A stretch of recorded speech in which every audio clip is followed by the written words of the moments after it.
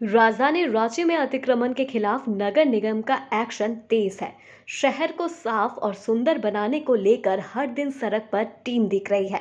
इस बीच ही कांके में अतिक्रमण हटाने के बाद दुकानदारों का गुस्सा सड़क पर फूटा है।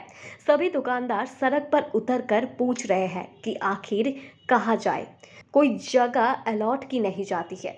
ऐसे में अब बुलडोजर की कार्रवाई हो रही है। सैकड़ों दुकानदार ने निगम के खिलाफ जमकर नारेबाजी की है। इस दौरान हॉकर ने बताया कि काके रोड से चांदनी चौक तक सड़क किनारे फूड स्टॉल और अन्य ठेले खोमचे को हटा दिया गया। निगम की ओर से बताया गया है कि हाईकोर्ट के आदेश के बाद अतिक्रमण के खिलाफ कार्रवाई की जा रही है। ऐसे में निगम को ये भी सोचना चाहिए कि आखिरकार हटा रहे हैं तो दूसरे जगह पर शिफ्ट भी करने की जरूरत है। मजबूरी में दुकान सड़क किनारे लगाकर बिक्री करते हैं। हम जनता अमीर नहीं है जिससे घर चला सके, अब तो खाने के भी लाले पड़े हैं। दूसरे दुकानदार विकास ने बताया कि सभी दुकानदार एक साथ जुटे हैं, सभी बेरोजगार हो गए हैं, गरीब है तो कहाँ जाएंगे। अतिक्रमण सिर्फ फुटपाथ दुकानदार ही नहीं कर रहे, बड़ी दुकानों के सामने अतिक्रमण किया हुआ है, वहाँ कोई कार्रवाई नहीं होती है। ऐसे में अब सरकार की मांग है कि दूसरे जगह कहीं शिफ्ट कराया जाए। ऐसे में कहाँ जाएंगे, दुकान नहीं खुली तो उनका क्या होगा। प्रदर्शन कर रहे हैं, क्या हुआ, क्यों प्रदर्शन कर रहे हैं? सर ये कांके रोड से चांदनी चौक तक के फुटपाथ दुकानदार हैं, इनको अतिक्रमण बता करके हटा दिया गया है परसों। हम उसके ही खिलाफ हम लोग यहाँ पे प्रदर्शन कर रहे हैं। इनका प्रॉब्लम ये है कि इनको अतिक्रमण बता करके हटा दिया गया है। वो कहते हैं कि हाई कोर्ट का ऑर्डर है कि ये अतिक्रमणकारी हैं, इनको हटाना है, लेकिन इनका ये मांग है कि हम अतिक्रमणकारी हैं, हमें हटा दिया जा रहा है। पर हम साथ साथ हम इतने गरीब हैं कि हमारे पास कोई और व्यवसाय का कोई व्यवस्था नहीं है। तो जब आप हमें हटा रहे हैं तो हमें कोई पुनर्वास का तो कोई तो व्यवस्था देना चाहिए जो हमारी रोजी रोटी चलाए, जो हमारे जीवन का यापन कर सके। तो यही मांग है हमारी जो सरकार से है। मान लीजिए सरकार इस पर गंभीर नहीं होती है तो आगे भी कुछ आंदोलन का रूपरेखा तैयार किए हैं आप लोग? जी सर, हम तो ऐसे ही है क्योंकि हम सड़क के लोग हैं, गरीब हैं, हमें अपने पेट पालने के लिए कुछ तो करना ही पड़ेगा, तो हम कुछ तो करेंगे ही। परिचय अपना कैमरा में। मेरा नाम प्रियंका है। हमारा एक संस्था है इंडियन हॉकर अलायंस। हम फुटपाथ दुकानदार के साथ काम करते हैं। हमारी भारतीय पथ विक्रेता महासंघ के नाम से हमारी संस्था चलती है जो पूरे देश भर में काम कर रही है। सबसे पहले मैं शुरुआत करूं, मेरा नाम विकास है और मैं इंडियन हॉकर अलायंस भारतीय पथ विक्रेता महासंघ से हूं। हम लोग फुटपाथ दुकानदारों के लिए काम कर रहे हैं। आप देख रहे हैं यहाँ पे कितने सारे फुटपाथ दुकानदार हैं।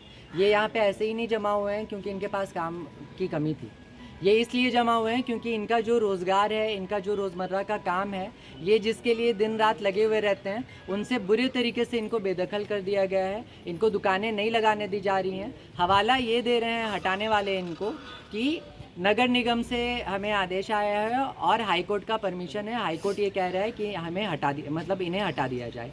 हमारा सिर्फ ये कहना है, हाई कोर्ट से आदेश ये नहीं आया था कि फुटपाथ दुकानदारों को हटा दिया जाए। हाई कोर्ट से आदेश ये आया था कि जहाँ कहीं भी अतिक्रमण हो रहा है, आप अतिक्रमण को मुक्त करिए।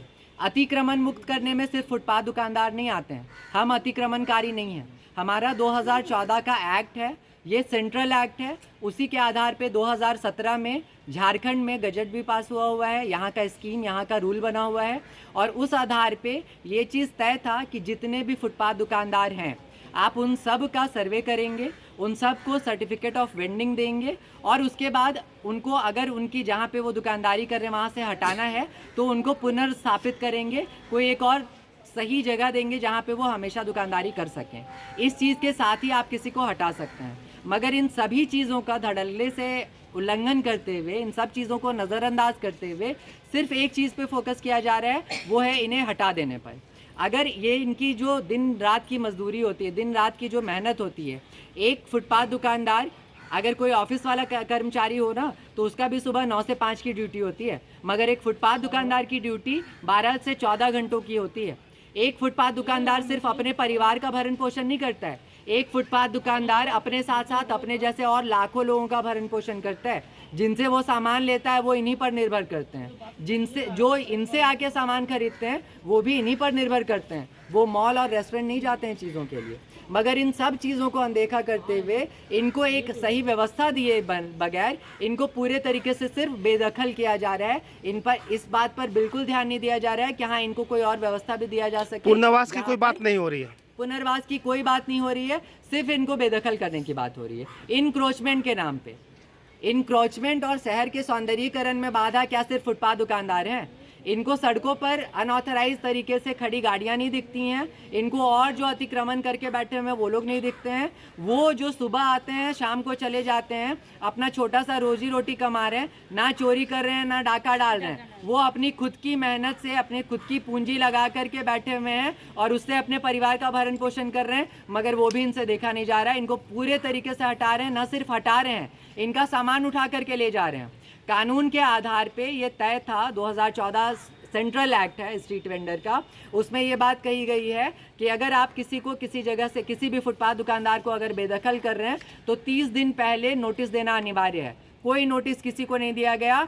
सुबह में अनाउंसमेंट करके जाते हैं, शाम को एक्शन ले लेते हैं। अगर कोई ना माने तो लाठी पीटेंगे, बाकी सब करेंगे, सामान उठा के फेंक देंगे। अगर ये सामान उठा करके लेके जा रहे हैं उसके लिए कानून के आधार पे ये तय है कि जब्तीनामा देना अनिवार्य है, सीजर मेमो। किसी एक को भी कोई सीजर मेमो कभी नहीं दिया जाता है। सामान कहाँ जाता है नहीं